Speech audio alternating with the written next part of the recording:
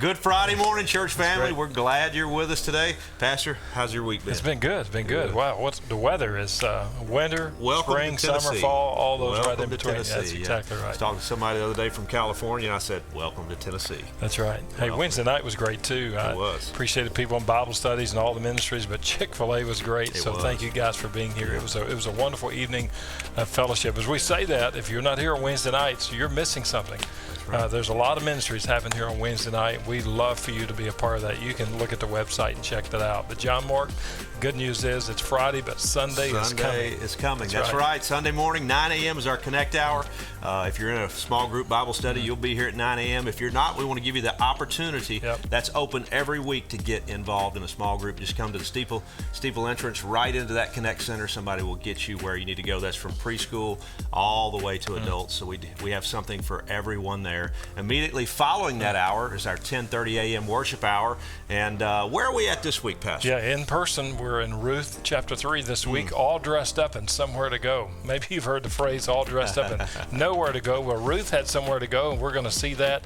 It gets a little intense this week in Ruth chapter 3, so you don't want to miss that. But online, you're going to be able to see the message Bo knows from Ruth chapter 2. It was a great Sunday of worship for us. I hope you'll watch that. Hope you'll share it, invite other people to do so as well. There's a lot of connections between Jesus and Boaz, and you'll be able to see that coming up online this week as well. Also, as we say, online but in person, thank you for your generosity and your giving week in and week out.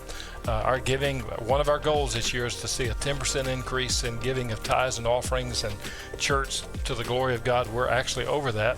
Amen. So let's continue to be faithful in our generosity, but thank you for your faithfulness in attending and serving and giving and praying. It's making a difference. So thank you so much. John Mark, Sunday, right after the worship time, we've got gospel conversation training happening at noon to about 4 o'clock. Yes, we're going to be in the old fellowship hall area. And if you're not signed up, we've got a lot of people signed up. That's actually. right. I looked at that list a little bit earlier. A lot of folks going to be at that. That's something you don't want to miss. It's just turning an everyday conversation into a gospel conversation and putting that into practice. So you'll want to join us for that. Yeah, just on this Friday, so you'll know, I had lunch with a group of guys this week at a restaurant downtown here, and the guy who was serving us, his name was Caleb, and the gospel conversation started simply by his name, Caleb. And then before long, he prayed and gave his life to Christ standing there at our table. And so we gave him a Bible, all those things like that. So you can turn everyday conversations into gospel conversations, and we want to disciple you and train you how to do that. So we'd love for you to be. We'll serve lunch, but you'll be able to get trained as well. Also on Monday, John Mark, prayer and fasting back here again for us here at First Baptist. Yeah, that's going to be at the lunch hour from noon to 12:45. We'll start in the Grace Worship Center. Be a little different this time than it was last time. We're going to move around a little bit, is my understanding. But that's something you don't want to miss. We want to be known as a church and a house of prayer. That's exactly right. And we're going to start that off Monday at noon here at You and fasting, you may fast from a meal, or you may fast from electronics, whatever it may be. Make sure your doctor knows what you're doing. If you've got some issues there, that's always a big issue. But fasting is just giving up something so you can spend more time with the Lord, and we want to do that because we want to seek the Lord's will. As a church, our desire is to be in the center of God's will, and so this week of prayer and fasting will help us do that. We are a church that is making a difference around the world, and in our city, in our state, nation, and around the world. Mission trip details for St. Louis and Clarkston, Georgia is coming up. That's coming up. March 26th is the deadline, so you can meet with Jason after church Sunday, maybe the Mission Landing. Talk a little bit about that, and then you have to make your decision by the next Sunday.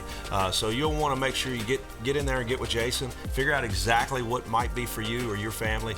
We want to see folks on mission. The trip to St. Louis, which is going to be in June, but it's going to be a trip that's going to be a combination between students and adults. We want to see students and adults serve together, and there's value in doing that on a mission field. So that's going to be the focus of that trip. Jason's going to lead the one to Clarkston, Georgia. I think there's some collegiate students going to be a part of that as well. So those are great mission opportunities that you can be a part of. And then talking about missions with the North American Mission Board, our Annie Armstrong emphasis is coming up. Our goal is $30,000 as a church. We want to support that offering as we give. But also, we've got a lunch coming up on March the 30th, 11:30 in the morning with Dr. Kevin Ezel. We've made a change, executive decision on that meal. So instead of Chick-fil-A, we're going with Mission Barbecue. You're probably not surprised at all, but it's going to be a great meal, no charge, but we'd love for you to sign up and be a part of that. And then, John Mark, we're not just a few weeks away from one of the greatest Sundays of the year in church life. Every Sunday is wonderful for us. It is. We celebrate the resurrection every week, but Easter Sunday, Resurrection Sunday, April the 9th. Folks are open. We all know folks who need Jesus. Every single one of us do. That's right. And we all know folks who know Jesus maybe and just aren't attending a local worship gathering. And we have room set aside, and we have room every Sunday morning for those folks. We celebrate every Sunday because of who Jesus is and what He's done. And if we believe that, we want to tell the whole world. Exactly. So I think we should think about that one person. We've talked about this one-to-one thing. That's right. Think about that person that you know that you want to invite for Easter Sunday morning, and go ahead and start making those arrangements now. Yeah, it can be life-changing. So we're going to be talking about heaven that week, and so we'd love for you to invite somebody. Well, John Mark, on this Friday morning as we worship together, Wednesday night, we walk through the book of Lamentations, and one of the greatest verses of Lamentations, His mercies are new every morning. Great is thy faithfulness. Well, this is one of the great hymns of the faith. We sing this song a lot. We love this song. Let's turn our hearts and minds now to Jesus and sing, Great is thy faithfulness, and we will see you all Sunday.